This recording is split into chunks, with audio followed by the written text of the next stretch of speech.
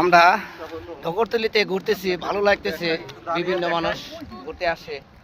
আমরা এখানে ঘুরতে আসলাম, এখন বাসায় চলে যাব, সময় শেষ পর্যায়ে। এখানে ঘুরতে এসে অনেকটাই ভালো লাগতেছে আজকে, মনে অনেকটাই শান্তি লাগতেছে, আকাশটাও অনেকটাই ঠান্ডা ঠান্ডা ভাব।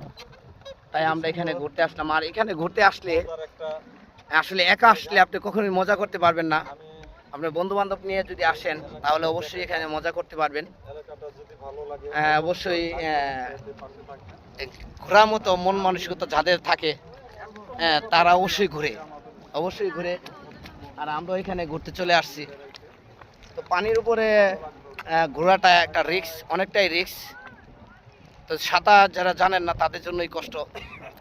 তো আজকে এখানে ঘুরতে আসছি, তো এখন বাসায় চলে যাব, আকাশটা অন্ধকার হয়ে আসছে। তো সবাই ভালো থাকবেন এবং আমাদের সঙ্গে থাকবেন।